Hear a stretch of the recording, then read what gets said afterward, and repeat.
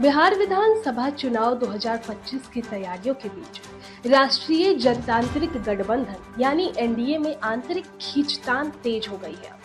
केंद्रीय मंत्री और हिंदुस्तानी आवाम मोर्चा यानी हम के प्रमुख जीतन मांझी ने लोक जनशक्ति पार्टी रामविलास के अध्यक्ष चिराग पासवान की हालिया रैली पर तंज कसते हुए बड़ा बयान दे दिया।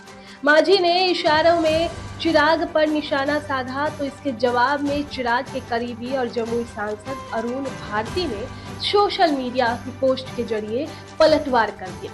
बता दें कि रालोमो के प्रमुख उपेंद्र कुशवाहा भी एनडीए के भीतर समन्वय को लेकर सहयोगी दलों को चेतावनी दी है।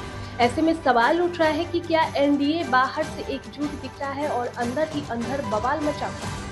दरअसल हालिया विवाद तब शुरू हुआ जब जीतन मांझी ने कहा, जो मजबूत होता है वो बोलता नहीं, जो कमजोर है वही बोलता है। जब समय आएगा तो हम अपनी बात रखेंगे। उन्होंने चिराग पासवान की आरा रैली पर तंज कसते हुए कहा कि मुझे पता है कि 20 गाड़ियां रखी जाती है जिसमें 10 नारा लगाने वाले की होती है, 10 एक जगह माहौल बनाती है और बाकी 10 दूसरी जगह। मांझी ने लोकसभा चुनाव में हमको 2 सीटें और एक राज्यसभा सीट का वादा होने का दावा किया, लेकिन केवल एक सीट मिलने पर भी चुप रहने की बात कही। उन्होंने इमामगंज विधानसभा का जिक्र करते हुए कहा कि कुछ लोग प्रचार में शामिल नहीं हुए, फिर भी हम अनुशासित रहा। जानकार बताते हैं कि मांझी ने अपने इस बयान से चिराग की आक्रामक रणनीति और उनकी रैली की सफलता पर सवाल उठाए हैं।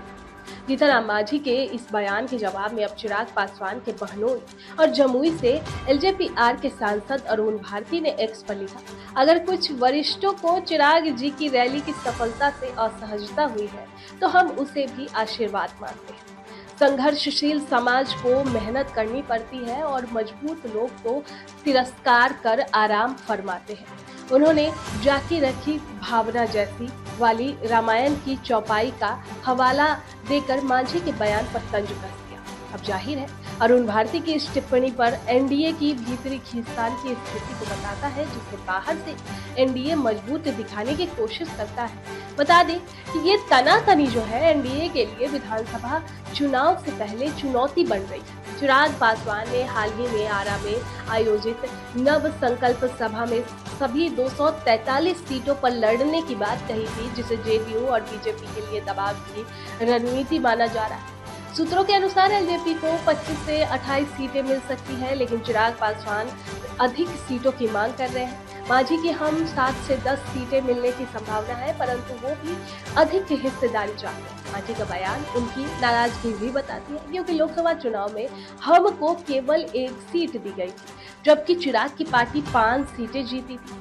अब बता दें कि एनडीए में पहले से ही राष्ट्रीय लोक मोर्चा के उपेंद्र कुशवाहा ने काराकाट की हार का जिक्र कर सहयोगियों को एकजुट करने की चेतावनी दी थी। मांझी और चिराग के बीच ये नया विवाद अब गठबंधन की एकता पर सवाल उठाता है। बीजेपी नीतीश कुमार को मुख्यमंत्री चेहरा बनाकर चुनाव लड़ने की तैयारी में है, लेकिन छोटे सहयोगी दलों की महत्वाकांक्षाएं संतुलन बिगाड़ सकती है। दूसरी ओर विपक्षी महागठबंधन इस स्थिति का फायदा उठाने की कोशिश भी कर सकते हैं और कर भी रहे हैं। वहीं ये बयानबाजियां एनडीए के भीतर सीट बंटवारे और नेतृत्व को लेकर बढ़ते तनाव को उजागर करती है। जाहिर है एनडीए के दावों से इधर एनडीए का ये विवाद नया सियासी मोड़ लेता दिख रहा है।